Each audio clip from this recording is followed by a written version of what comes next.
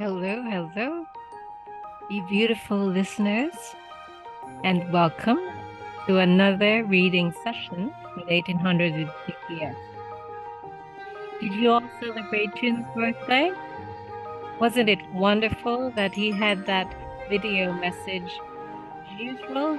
So thoughtful, so sweet, and he pre-recorded all those messages, and this one in particular was his birthday.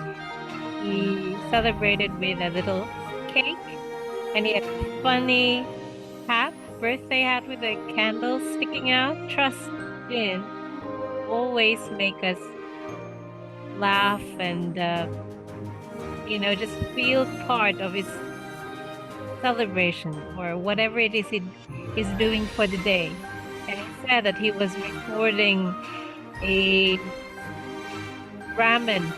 Jin ramen. I've tried it, the mild one, delicious. So he was recording the advert for that. And yes, in his Weverse post, he wrote a beautiful message for Army that he can't wait to be reunited with his brothers and with Army. And yes, congratulations, Jin, Sergeant Kim Sok-jin. So make sure I get that right. Early promotion for his outstanding service, in his military career. Jin, isn't he amazing? And I also saw the Sutrita episode with brilliant actor Kim Nam-il, who is a dear friend of our Kim Sok-jin, and of course Yoongi being the best roommate and soulmate and best friend of Jin, just having a wonderful conversation with Kim Nam-il, and they kept mentioning Jin. Did you see that? Jin would really crack up with all their, ribbing. They were teasing him mercilessly. And yes, despite, the ribbing and Kim Nam-gil saying that he'd probably get along better with Suga, we know the truth. Those two, Yoongi and Kim Nam-gil, adore Jin. And there is no way, that they know that they are very, very fortunate to have a blessing like Jin in their lives. And I mean, Jin, he overcomes his introverted side and his shyness just to make sure people around him are comfortable, and he makes them laugh and all that. And that's not an easy thing to do when you are introverted or you're a shy person. But Jin's thoughtfulness and always thinking of others supersedes that trait of shyness, when he's around strangers or people he hasn't met before. No wonder in the army he's excelling. That is an example of complete strangers from different walks of life, a lot younger than him. So I can understand his feeling of really being this big brother or older person, even if they're starting the enlistment together. And no wonder he has excelled and been promoted to assistant instructor, and now another promotion to sergeant rank. So he's amazing, isn't he? He's just an extraordinary, beautiful human being. Now, this episode today, I'm dedicating to Army. So we are in chapter 3, Love, Hate, Army. And this past few days, I've been thinking a lot about Army. And I feel, Army? There's so many amazing armies out there all over the world, and you've always been doing incredible work, both in your professional and personal lives. In addition, of course, to being Army, BTS Army, I was thinking, you know what? 2024 is another opportunity for Army to shine even brighter, to show the world and Bangtan Sonyeondan what Army really is capable of doing. And it is not in regards to supporting only, BTS music, all their media and, showing them love. But instead, it's really about Army helping the world. And armies have already done that, whether in the name of, BTS or on their own, because I think there are a lot of just very kind-hearted, selfless, generous, and brave and courageous army out there. The world right now is experiencing so many challenges. Nearly every country post-pandemic, and in some cases, really, the pandemic is not over. There are still a lot of cases, and there's a rise now in COVID-19 cases again. So many armies have done their part in helping their community. But we are amidst several crises. There are wars, there are natural disasters, there's famine, there's a lot of children dying. It breaks my heart. A lot of vulnerable elderly people suffering, and just ordinary human beings having a hard time and losing loved ones. So maybe we as people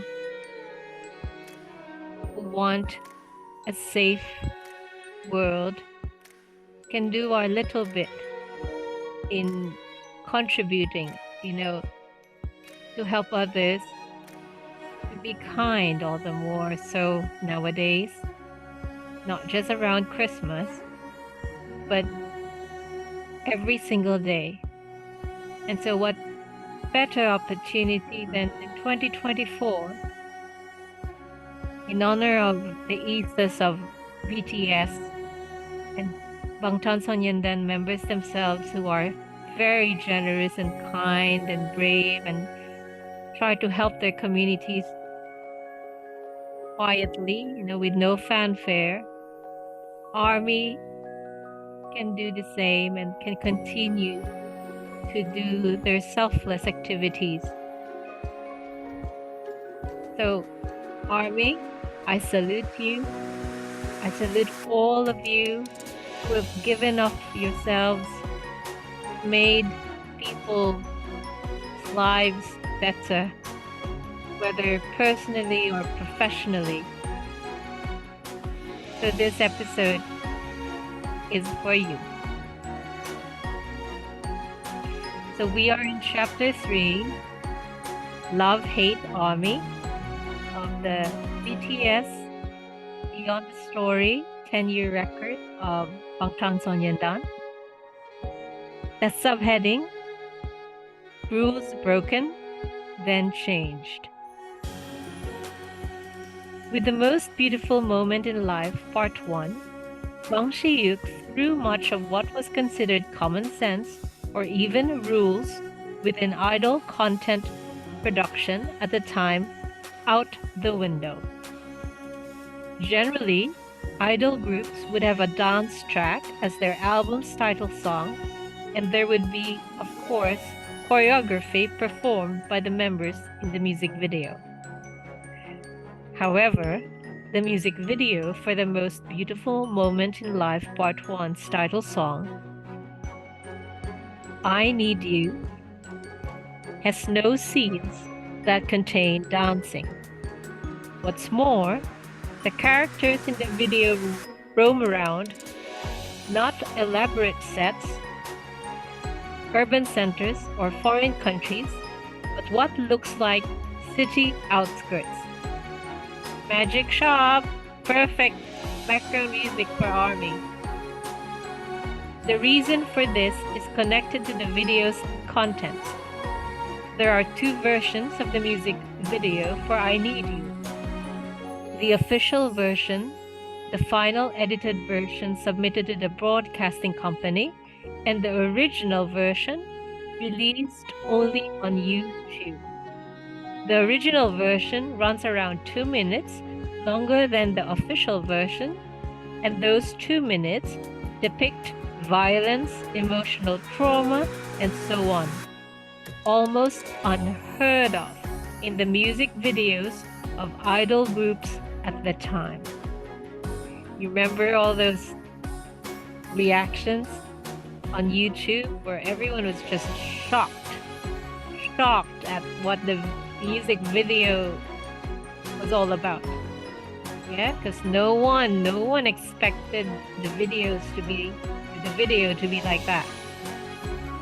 Within the Korean idol industry, experimenting like this was no different from intentionally trying to ruin yourself.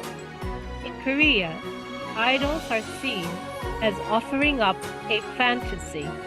In their music videos, whether the concept involves smiling brightly or rebelling against the world, in most cases, this is all part of the same objective: looking cool. Dividing concepts into fresh or dark, depending on the vibe of the visual, and the song itself is also part of this practice. Aspects of reality are intentionally cut away a bit at a time. Only then can the fans accept the idol's content as a safe fantasy. Again, maybe perspective. The fans that they're talking about are Korean fans, yeah? Because I think the international community, there is a different type of fan, and maybe most of the international ones don't really want a fantasy sort of escape. Maybe some do, but I personally, I'd prefer really realism. Yeah, maybe not too much on the violence or the very graphic, because I think that's just hard to watch. But I'd rather have realism, authentic emotions portrayed on screen, rather than this bubblegum, very perfect, as they said, fantasy type of video. BTS, however, brought something more realistic into the work of idols. This was not just a problem of the intensity of expression. The characters in I Need You find themselves in dismal, oppressive circumstances in which nothing has been resolved, and the members vent the emotions they feel toward the situation, in which everything is becoming worse and worse. Until youth was accepted as a single idol music concept like it is now, it was hard to pinpoint exactly. This was, in all respects, almost alien to the fans who had gotten accustomed to the existing products of the idol industry.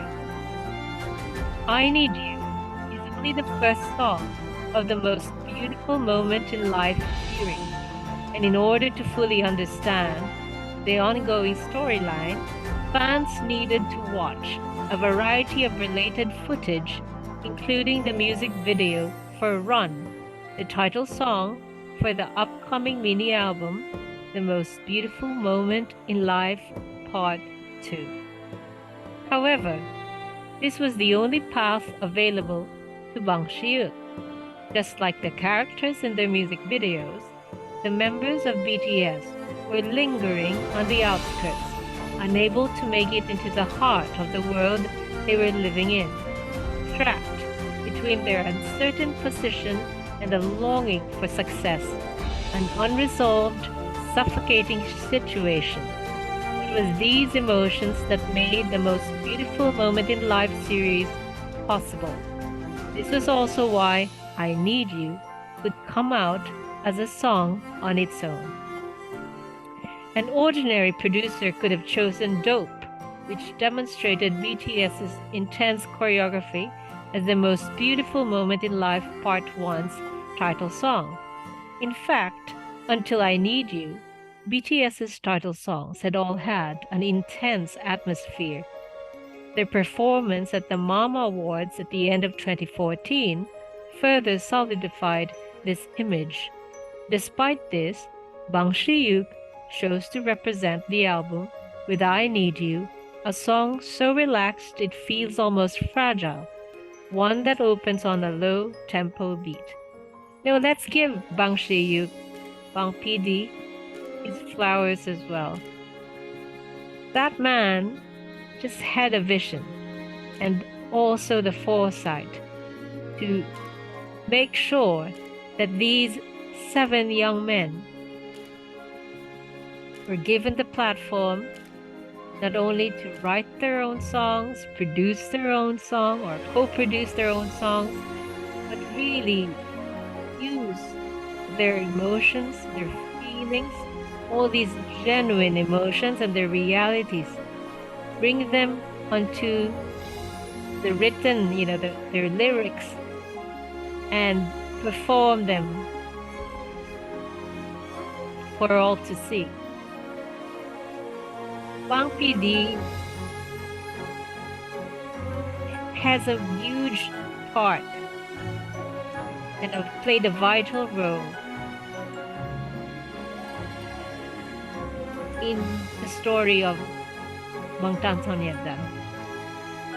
He loves those 7, probably like his sons or friends. Yeah, they are younger brothers. So kudos to you, Bang Si-hyuk, and I hope you continue that same passion and that same courage to this day, not only with the BTS but also your other newer groups of young people. You're a great mentor.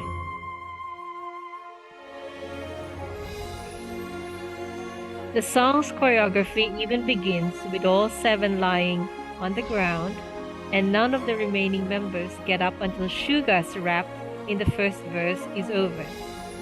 Likewise, it is not immediately clear what the song is trying to convey. Instead, from the very beginning of the song, a melancholy and complex emotion is conveyed through the lyrics. Fall, fall, fall, scatters. Fall, fall, fall, falls. I Need You captures the members' mindset at a time which RM described as easily flying away, vanishing, coming together, crumbling, again, being captured once more, these feelings repeating.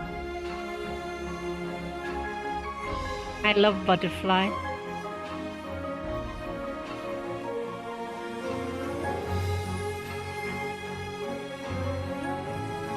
However, I Need You was more than just an adventurous and risky experiment.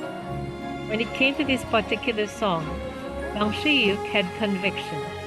He decided that BTS needed to go beyond the boundaries of what they'd done so far. BTS's unique style, encapsulated within their previous album Dark and Wild, seemed to be floating in exactly the same space, repeating the same cycle. I Need You added a deep sorrow, like falling petals, to BTS's dark and gritty work, or core. The title song, with its complex emotions, wasn't an ordinary choice within the idol industry. Bang Shi-yuk was sure, however, that as a song on its own, it would elicit a universally positive response from people. In I Need You, a calm and delicate sound is layered against Suga's incensed rapping, and then when the sound suddenly speeds up, he sings in a low and sorrowful voice, "Sorry, I hate you. Love you, I hate you. I forgive you." It's a swear word, S-H-I-T. With intensity and sadness appearing constantly alongside one another, listeners feel sad while also becoming more and more elated. Then in the chorus, these emotions fuse together and explode. The way in which the drawn-out chorus suddenly switches to a powerful beat demonstrates the song's cathartic element alongside its explosive dance routine. Again, giving credit to Bang Shi-yuk as an artist, as a composer and a songwriter and a producer. And he studied, I think, this in or something related to composing in the States, I believe. So, and even when he was working with, I believe, JYP, yes, when he was working for one of the big three label companies, he was known also for really producing hit songs. That's why his name, Hitman Bang, Bang PD, and it's Big Hit Entertainment, because he has a track record of producing hit songs. So that's why I think it was Ulbi, right? And was it also Jungkook, where their parents, I think it was Jungkook, his dad knew that Bang PD was a well-known songwriter. Okay. The BTS members were the first to show. Oh no, it was Sugar. Yes, I think. Knew that Bang PD was a very good songwriter. Okay. The BTS members were the first to show a positive response to the song. I Need You would not be called hip-hop or EDM or dance music of the kind that previous idol groups had produced. The members, however, intuitively accepted the song, born out of the boundaries between genre and genre, emotion and emotion. Jimin reflects on when he first heard I Need You. The song comes on, then we hear the album's concept and the remaining tracks, but you could tell from the atmosphere that everyone was sure that the song was good, and the concept was also good. Jungkook even felt that it was too good for words. He adds, "I was totally sure it would work. It was so good, so much so that everything that happened until then crumbled away, and I forgot everything about You're in Danger." Jungkook laughs. Yes, part of the lyrics from Dark and Wild's title song Danger, You're in Danger. I think Namjoon says that one. Jungkook also expresses the hope that I Need You gave BTS at the time. It was like this was the beginning, our beginning. And remember, Sugar said, this series of the most beautiful moment in life, this was the make or break. Their last ditch effort. He poured his heart, soul, and mind and body, physically locking himself in the studio to just write these songs. A moment that comes once in a lifetime. Spring day.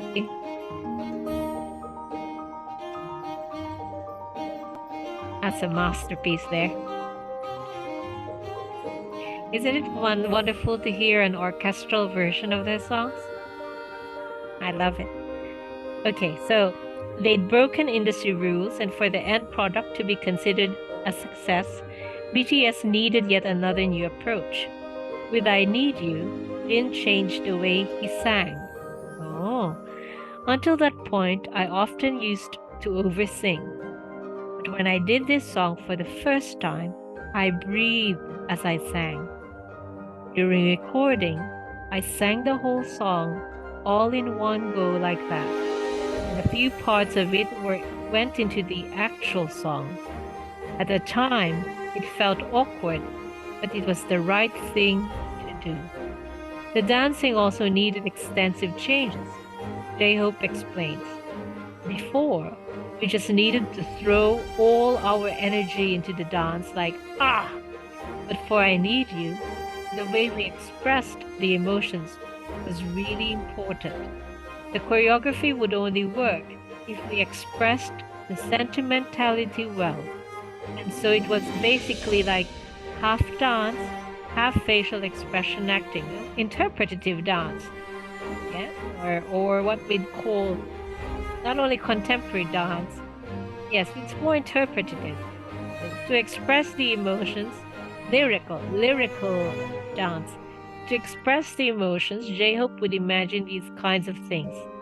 It was like when I danced, I got into the character of a boy hanging off the edge of a cliff. I felt really anxious, like there was a lot at stake. The emotions that J-Hope speaks of directly carry over into the most beautiful moment in life, Part 1's concept photos, as well as the film set for the I Need You music video, he reiterates. It was pretty unique. At the time, we took many shots of this and that, but I think I felt like I wasn't living as a celebrity, but as a person enjoying their youth. It was the same when I was going around filming with the other members. Maybe during the filming I was thinking about anxiety and about a period of feeling lost. But it didn't much feel like a process you went through as a celebrity preparing for an album. RM felt something similar too. If I look back on it now, maybe something more could have been brought out of us. I'd thought there would not be anything like that after Danger, but that wasn't the case. And the presence of the song called I Need You was undeniably large. I think it started from a feeling of, oh, this might just work, and us wanting to try and create our most beautiful moment in life was hidden within our emotions too. Jimin explains the effect the members' emotions had on the filming of I Need You. I think I fully immersed myself in the concept itself of the most beautiful moment in life. Doing it together with the other members was so good, and I kept thinking how this was such a beautiful moment, that I really could call it the best in my life. By immersing myself in the music video's role like that, I was often told that this suited the emotions of the role well. The members identified a substantial part of themselves within the music video roles, and this allowed them, though they had almost no experience acting, to immerse themselves deeply in the characters. V still holds the role he acted in the Most Beautiful Moment in Life series in a corner of his heart. He says, I believed he was a person who had no choice but to become evil. If there's such a thing as good and evil, he was a person whose situation meant he suddenly switched from good to evil, and so when I look at the character, I just feel sad for him. In this way, before the later commercial success of the Most Beautiful Moment in Life series, the members had grown internally through its production process. Jimin reflects on filming the music video for I Need You. For me, it was just I'd always had this dream since way back And that was why I was doing this work. But it was so good. Talking, singing, practicing the dance routine, filming while saying, "We're the youth." We were basically doing the filming as one big group as well. And I was so happy we were going around together like that, doing the one thing I like to do no less. And so I got the impression that if I looked back on my life later on, I would not be able to explain it without this part I did together with these people. Oh, I'm so excited because they are going to do a special, right? Like in celebration of the 10 years of the Most Beautiful Moment in Life album series in 2025, isn't it? Or, yes. So, oh, it's going to be so special. And I can only imagine, or maybe I can't. They will surprise us, of course. But I'm sure it will go beyond anyone's expectations. This experience working on the Most Beautiful Moment in Life series became an opportunity for Jimin to grow as an artist. Comparing before and after the Most Beautiful Moment in Life, when it came to the image I presented on the stage, it was like I'd found my balance. I think I'd gradually found what I was good at. Jin became even closer with the other members. He says, "During that time, my bond with the members got stronger. They were really like family, and we filmed the music videos like a movie, right? After watching it, it really felt like that for us members.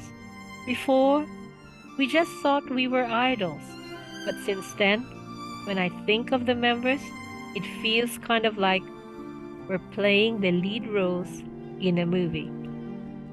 A unified spirit began to emerge among the members.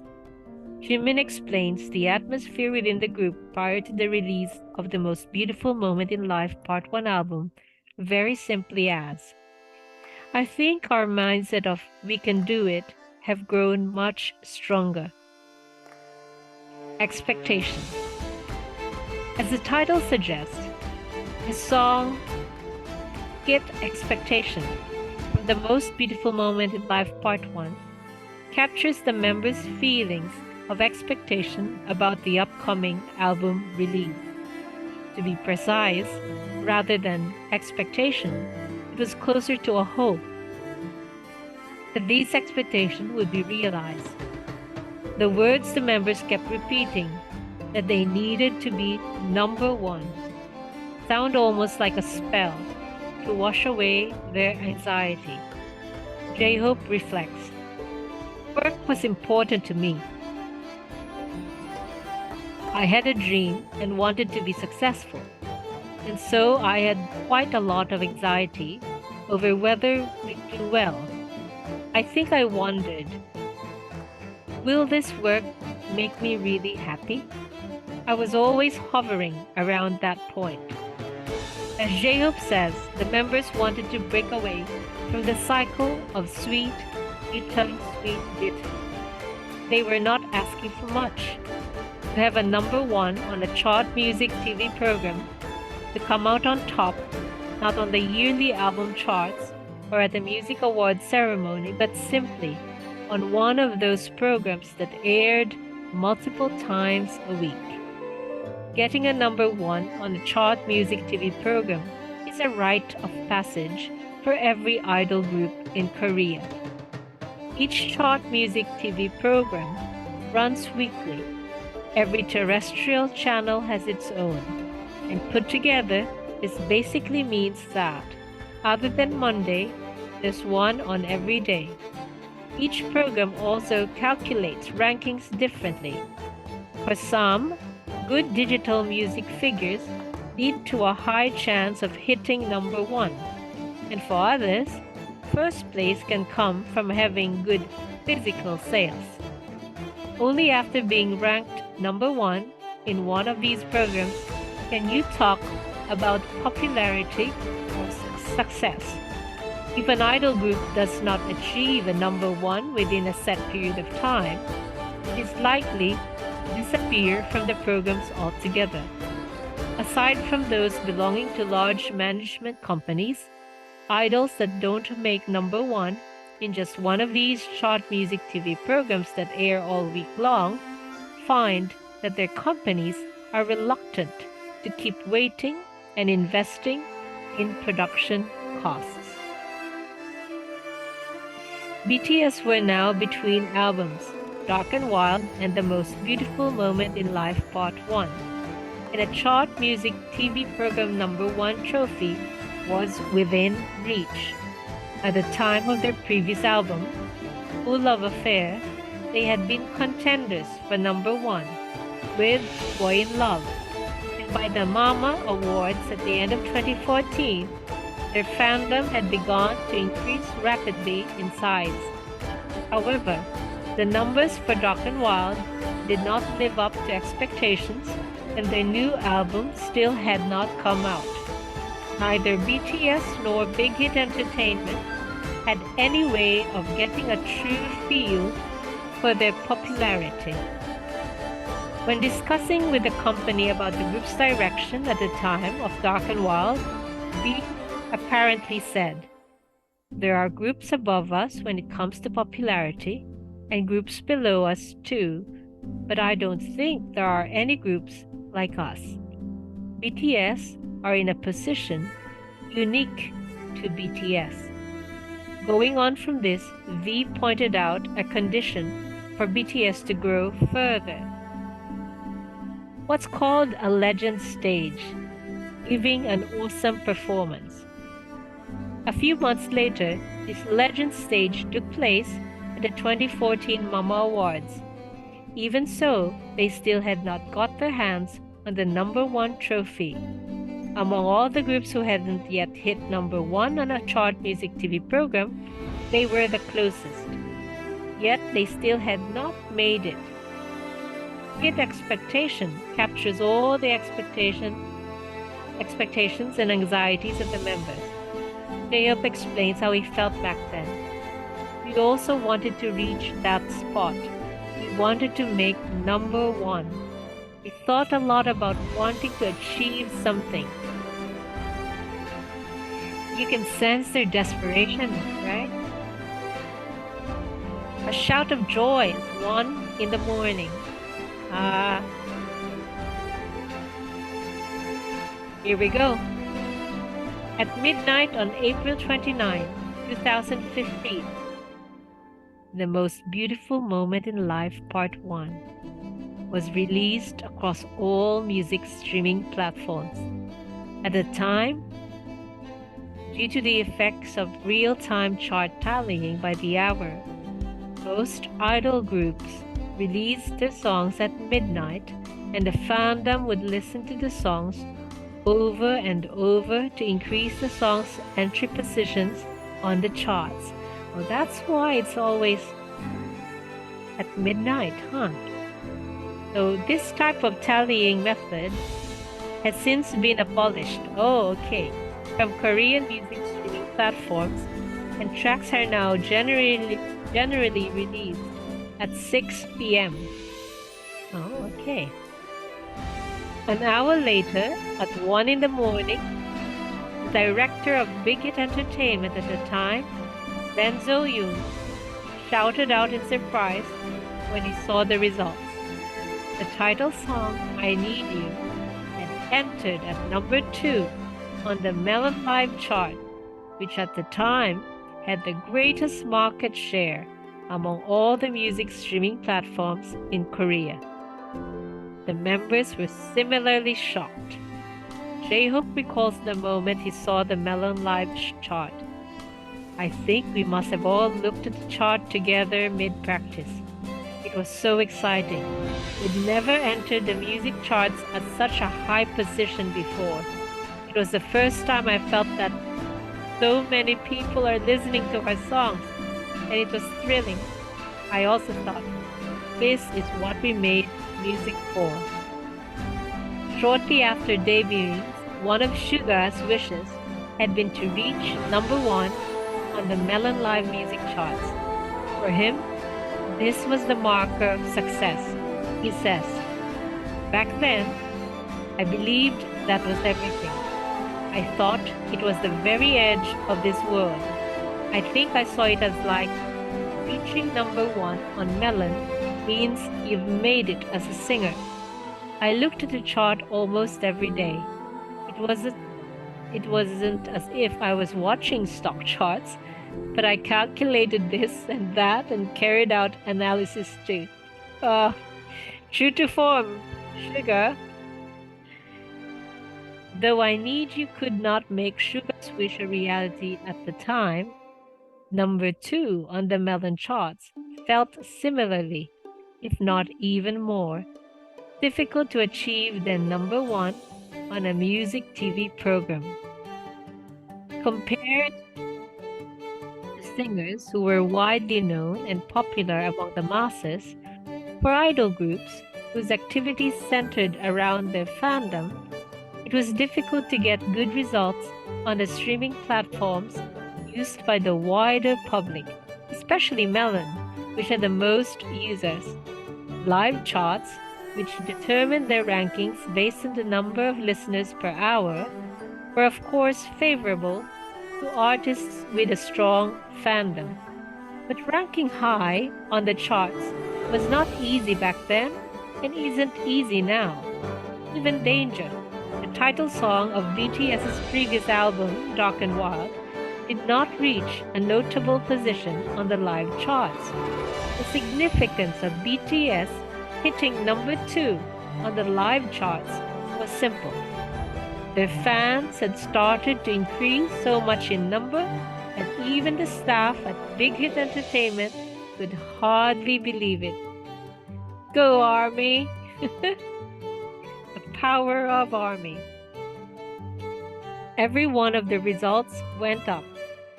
Based on the Gaon chart criteria, 203,664 copies of The Most Beautiful Moment in Life Part 1 were sold, more than double the sales of Dark and Wild back in 2014. This is only a year after their debut. No, 2 years rather, after their debut. Then BTS finally hit the top spot on a chart music TV program on May 5th, 2015. Oh, look. That's my beloved father's birthday. They got their first ever number one on cable music channel SBS MTV's The Show with I Need You, and 3 days later, on May 8th, they reached number one on the KBS's Music Bank, the first on a terrestrial broadcast channel. Jimin explains how he felt at the time. There was a strong sense of being rewarded, that we'd done something together as a group. I was overwhelmed by that feeling. I think I did not really care how hard I'd prepared or how hard I'd worked. I was so grateful we'd achieved something from all of us members working together. The other members felt similarly. To them, a number one meant that BTS, both as a group and as individuals, had finally been recognized, and this felt like happiness. J-Hope explains, it felt like our presence was being recognized. We started from music and we were making it known that one album, my name, our group, all these things were alive. J-Hope elaborates on the happiness that comes with popularity. Making it known through my work that this is the person I am. It tasted so sweet. I acknowledged for the first time that I was loved a lot. Oh, louder than bombs. Listen to that violin. You know what? It also reminds me of this incredible music where Itzhak Perlman, this legendary violinist, is the star of this track.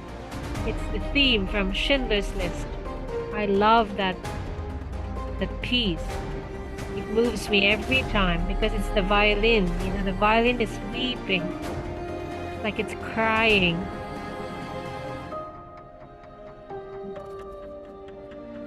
Oh, J-Hope, I know how much this means to him because he went through a hard time in the early years where a lot of online netizens from other fandoms were so cruel, you know, and said nasty words, and just saying that J-Hope better off, you know, not in the group or stuff like that, which is, I have no words actually to describe that nastiness. His talent, very few have that kind of not only dancing talent, but even singing. He can sing, but that ability to make all the BTS performances on stage top quality, you know, the type that you see on a Broadway stage or Western stage. That's how good their performances, or how brilliant their performances are.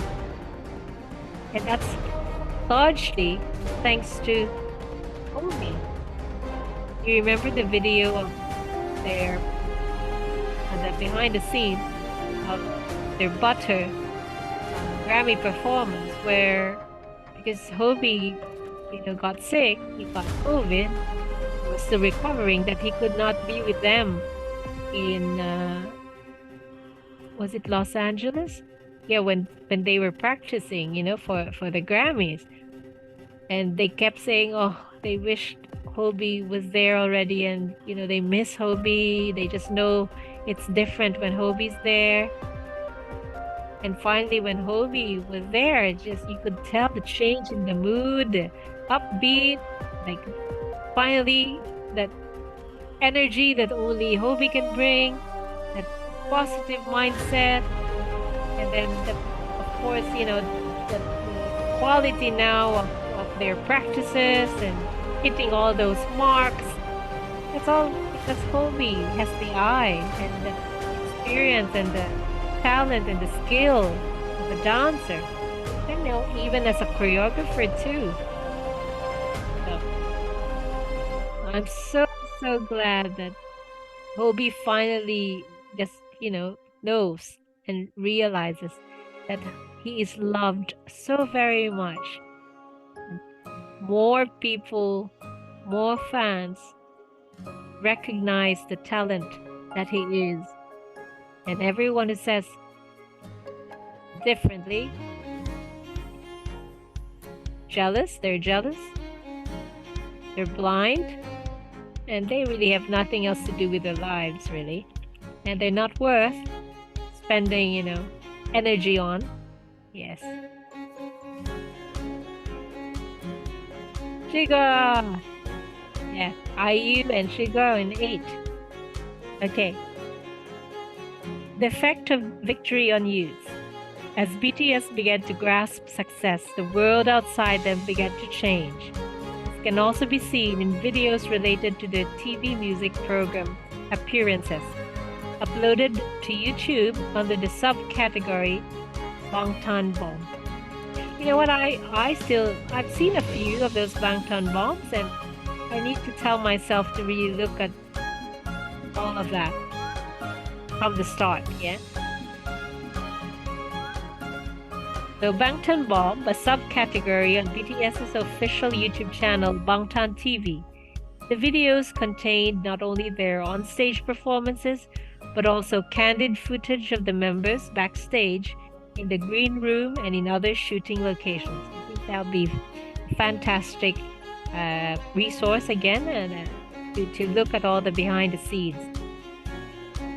The footage captured from their debut in 2013 up until the Most Beautiful Moment in Life Part 1 generally showed the members playing pranks on one another in the green room, getting ready for the stage performances, and so on. Videos taken after their follow-up album, The Most Beautiful Moment in Life Part 2, often showed BTS getting ready to appear as special MCs or Masters of Ceremonies on music TV programs alongside the album release. This gives an idea of what The Most Beautiful Moment in Life Part 1 meant to BTS. No longer an outsider. A special MC was a particular person chosen from among the various artists active at the time to host the program as a one-off. Being chosen as a special MC basically meant that the person had arrived. The video content also captured the members' reactions to reaching number 1 on the chart music TV program. Jimin explains the inner changes that the members, including himself, went through at the time. It is I Need You, the song that we're talking about. I think it was from that point onward we started to properly become aware of these people called fans. We had not properly defined the fans before that. We were like, what do we call them? The members would just be saying, let's do our best. Let's do a good job. But once we'd made number 1, I kept remembering our first broadcast, the day we debuted. That day around 10 fans came, right? I thought there was a dozen. Those people without those people cheering us on, there would have been no demand for us to exist. And we felt a sense of urgency that we needed to be truly thankful to these people called fans. So there was no name yet, huh? Success made BTS conscious of everything they'd gone through to get this far, as well as what they wanted their goal to be from that point on. J-Hope recalls the atmosphere among the members following The Most Beautiful Moment in Life Part 1. I think the members all had ambition. We'd made one dream come true, but we were not satisfied and wanted to present an even more impressive image of ourselves. All of us were thinking, I want to go even higher. Maybe that was why our group had gotten this far already. I think that if even one of us had thought differently, it would have been difficult to do. Success had allowed the members to expand their goals, and it was just by great coincidence that they had been working on Dope as the follow-up to I Need You. That choreography on Dope. And also is this your first time with BTS? Namjoon's first line. I Need You and Dope were, so to speak, 2 milestones that encapsulate the BTS of that time. I Need You almost seemed to portray the hardships and despair BTS had experienced prior to Dark and Wild, whereas Dope captured how, despite everything, they'd somehow made it this far. Excuse me. Stink. Stink, stink. Smell of sweat in our dance studio. See? Loud, loud, loud. My dance answers. The song's title Dope, or Jolo in Korean, generally means on a roll. Awesome. Similar to the word swag. But in the lyrics, BTS used the other meaning of Jolo to stink with sweat. While our other idol groups would add a sudden boom in popularity would boast, we're dope, BTS came forward declaring, we practice until we stink with sweat. something new every day to learn. They're not just bragging that they're dope, that this is what it's saying. They're actually literally saying we practice so much and so hard for so long that we really stink with sweat.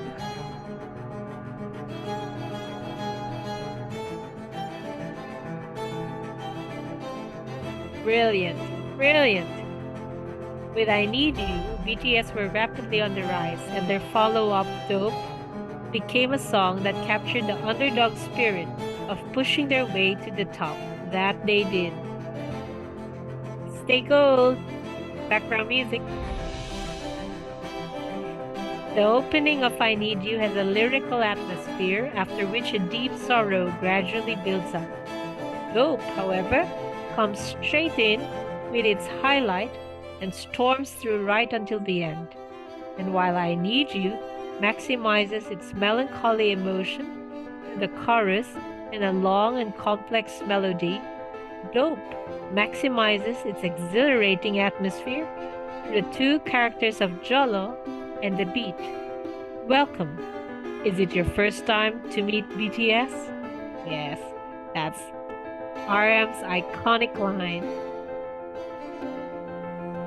Bangtan style. That bridge where Jimin and Jungkook sing. Now it's Bangtan style. That's another good one too, because Jungkook hits a high note there. RM's lyrics at the very beginning of Dope became a declaration full of meaning. These lyrics were not included as a prediction of the most beautiful moment in life part 1's huge success.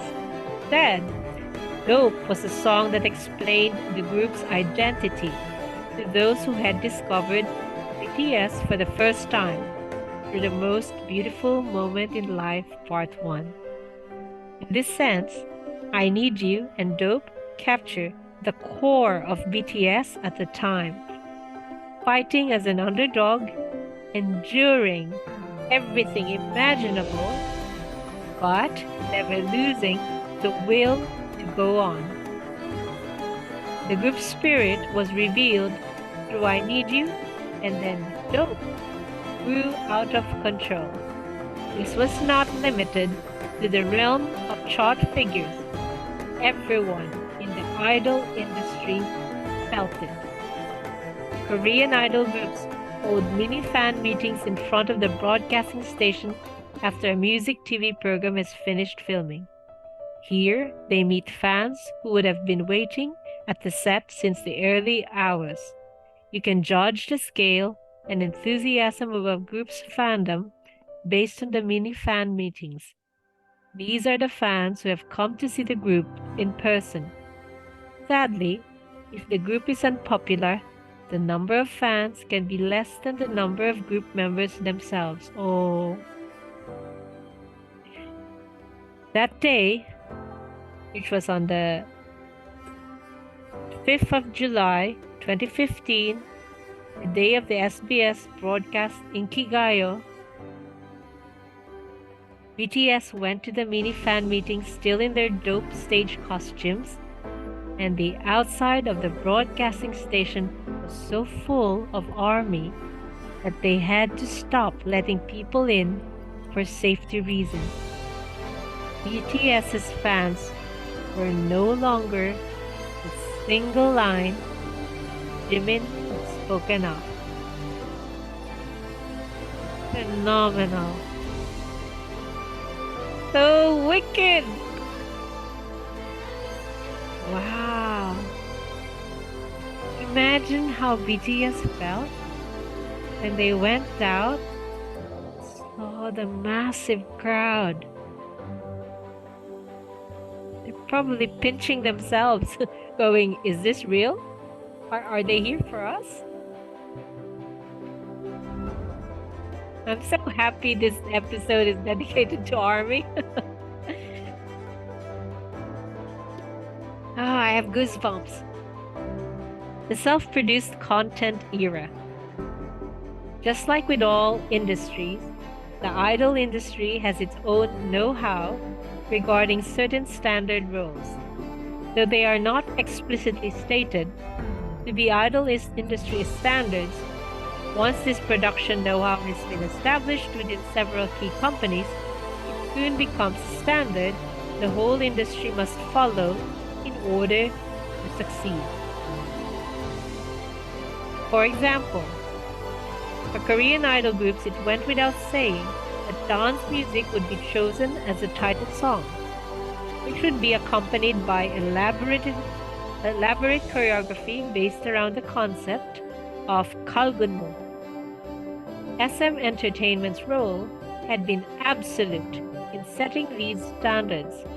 Through their unique dance routines, SM Entertainment's idol groups were redefining music, and the music industry's consumers did not remain simply as listeners, but became fiercely devoted fans.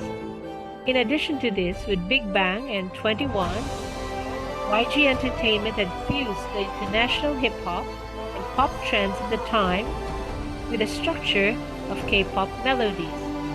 They also utilized street and high fashion, something rarely attempted by idols before then. And through this, their influence went beyond the fandom to the masses and the fashion industry itself. After the most beautiful moment in life, Part 1, Big Hit Entertainment presented a new standard other than those offered by SM Entertainment and YG Entertainment. On top of their series concept for albums and the album planning method that allowed for multiple interpretations within a single story, they also made use of beats that raise a song's energy, like the part in Dope, "I have worked all night every day," "When you are hanging around in the club, yeah," for example. These methods were later applied by several other groups. It also seems that by focusing on online platforms rather than the ordinary TV channels, they were hailing a new generation. BTS had been using YouTube in a similar way to YouTubers nowadays since before their debut. Yes, they were the very first YouTubers, probably celebrity YouTubers, maybe in the world. Oh, one of the very few. Because I won't know if any of those big-time celebrities overseas, especially in the US, were YouTubers. Wow, look at that. It's like a big band, huh? Dynamite. It's like a Glenn Miller orchestral big band type of instrumentation. Okay. Jazzy too. Oh, I love that. Okay.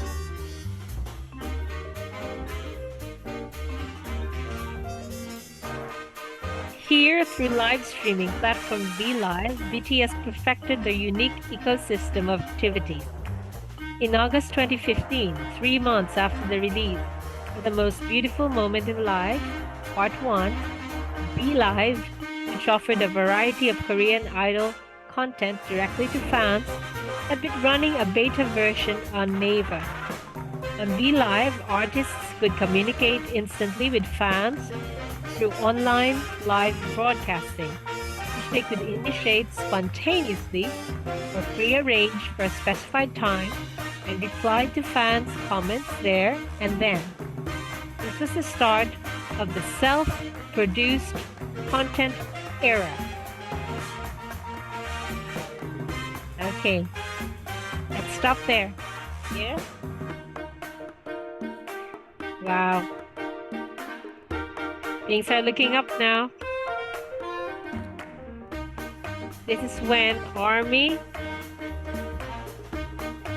grew in numbers and could protect BTS. Yes. History in the making. The most beautiful moment in life, period. Yeah? Okay. So thank you so much for joining me once again. And yes, I think I'm always over 30 minutes, and I don't think that's going to change. So thank you for your patience and thank you for bearing with us over time. I hope you're enjoying this series. And for those whose first language is not English, I hope that maybe the series, reading series, is helping with, learning English, and maybe with, listening more of the audio, um, learning, listening skill, communication skill in the English language. Okay, thank you so much. I hope you all are having a fantastic time and fantastic day and even more fabulous evening. Until next time, this is 1800 with BTS. Keep smiling.